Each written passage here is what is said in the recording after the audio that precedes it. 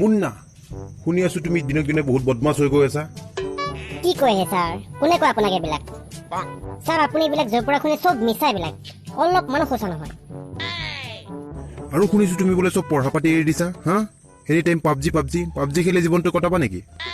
sir কি কৈ আছে আপুনি এবিলাক খং উঠি যাব কিন্তু বেয়া খং উঠি যাব আচ্ছা তোমাৰ মতে মানে মই এবিলাক মিছা কৈ আছো এনে কৈ আছো ন তো স্যার আপোনাক এবিলাক কোনে কৈ থাকেনো কোনে কৈ থাকে এবিলাক বাদ দিয়া তোমাক কেইটামান আজি কুৱেশ্যন সুধিম তুমি সেইকেইটাৰ শুদ্ধ উত্তৰ দিব লাগিব নহ'লে কিন্তু কথা বেয়া হৈ যাব কুৱেশ্যন সুধক স্যাৰ কি সুধে মই পুৰা একদম উত্তৰ দিবলৈ ৰেডি আছো গুড প্ৰথম প্ৰশ্ন এনে এবিধ বস্তুৰ নাম কোৱা যাৰ মগজু নাই কিন্তু তাৰ বহুত ডিগ্ৰী আছে স্যাৰ থাৰ্মোমিটাৰ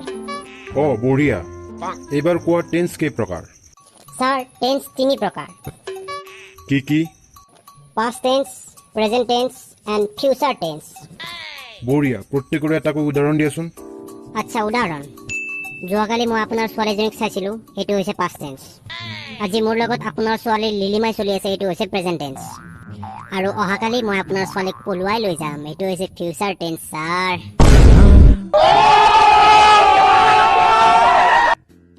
এইবাৰ কোৱা কি চৰাই উৰিব নোৱাৰে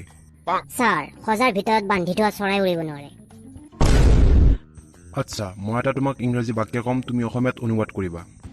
it has been raining cache and dogs sir মেকুৰী আৰু কুকুৰ দৌৰি আছে কাৰণ বৰষুণ হ'ব এইবাৰ কোৱা ধৰি লোৱা তোমাৰ ফ্ৰেণ্ড টিকলা আৰু তোমাৰ গাৰ্লফ্ৰেণ্ড পানীত একেলগে ডুবি আছে তুমি তেতিয়া কাক বচাবা স্যাৰ মই কাকো নবচাম মৰক ইহঁত কিয় দুয়োটাতে একেলগে কি ঘণ্টা কৰি আছে এইবাৰ ইংৰাজীত অনুবাদ কৰা ছোৱালী এজনী তলত থিয় হৈ আছে স্যাৰ মিছ আণ্ডাৰষ্টেণ্ডিং ধৰি লোৱা ল'ৰা এজন গছৰ পৰা পৰি তাৰ ভৰি ভাঙি গ'ল এতিয়া গছডাল কি পথ স্যাৰ বিপদ আচ্ছা তুমি এটা বস্তু ভালদৰে লক্ষ্য কৰিছানে কি স্যাৰ মই যেতিয়া সদায় ৰাতিপুৱা স্কুললৈ আহোঁ তেতিয়া এটা পুখুৰীৰ ওপৰত ধোঁৱা ওলাই থাকে স্যাৰ এইটোতো মই দেখা পাইছো কিয় ধোঁৱা ওলাই থাকে কোৱাচোন স্যাৰ পুখুৰীটোৰ মাছবোৰৰ ঠাণ্ডা লাগিছে সেইবাবে সিহঁতে পানীৰ তলতে জুই লগাইছে আচ্ছা স্যাৰ আপুনিতো মোক বহুত প্ৰশ্ন সুধিলে এতিয়া মই আপোনাক এটা কুৱেশ্যন সুধিব পাৰিমনে সোধা নিশ্চয় স্যাৰ ধৰি লওক আপুনি ৰাস্তাতে আহি আছে আহি থকা সময়ত আপুনি ৰাস্তাত এখন 200 টকীয়া নোট আৰু এখন 500 টকীয়া নোট একেলগে পৰি থকা দেখা পালে এতিয়া আপুনি তাৰে কোনখন বুটলিব নিশ্চয় 500 টকীয়াখন বুটলিম